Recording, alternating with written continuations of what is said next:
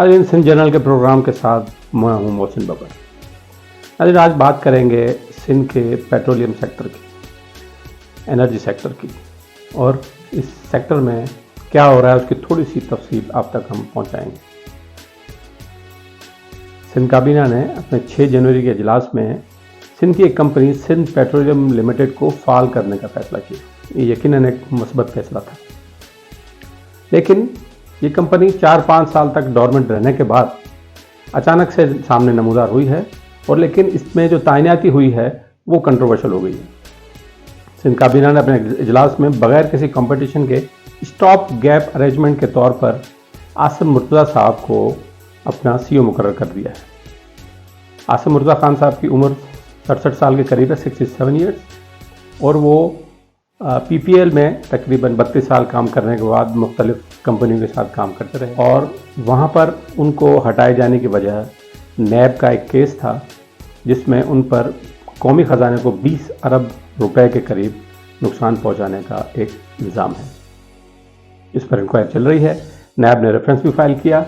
अब उसके बाद उन्होंने बेल बिफोर अरेस्ट की दरख्वास्त दी, जो कि मंजूर कर ली गई। बाद जुलाई 2021 में वो कन्फर्म हो गए। अभी वो ज़मानत में है। ना सिर्फ वो, बल्कि 4 और अफराद जो कि पीपीएल में थे वो भी ज़मानत पर है।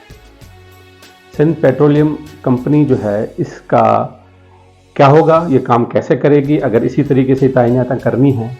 और कहा जाता है कि आसिम मुर्तज़ा साहब का ताल्लुक़ पीपल्स पार्टी के साबिक वफाकी वज़ीर बराए पेट्रोलियम के साथ उनका गहरा ताल्लुक़ है, जिसकी वजह से ये तैनाती अमल में लाई गई। महकमा तवानाई की तरफ से एक समरी सिंध काबीना को भेजी गई, और उस पर उन्होंने बगैर पढ़े देखे सारे काबीना के वज़रा ने हाँ कर दी। महकमा तवानाई के ये हमारे इदारे हैं, और ये इदारा अहम क्यों है, उसकी वजह यह है कि 2010 में जब 18वीं तरमीम मंजूर की गई तो सूबों को अपने अपने पेट्रोलियम के हवाले से, एनर्जी सेक्टर के हवाले से अपने इदारे कायम करने को कहा गया।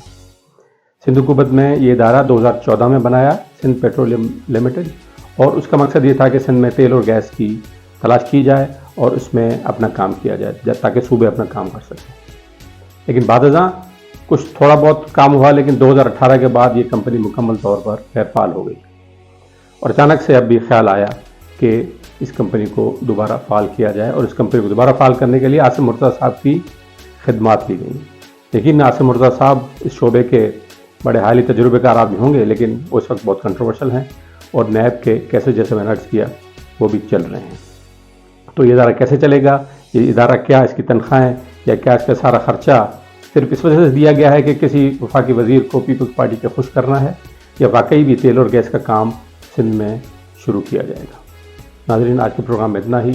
मोहसिन बब्बर को इजाज़त दीजिए। अल्लाह।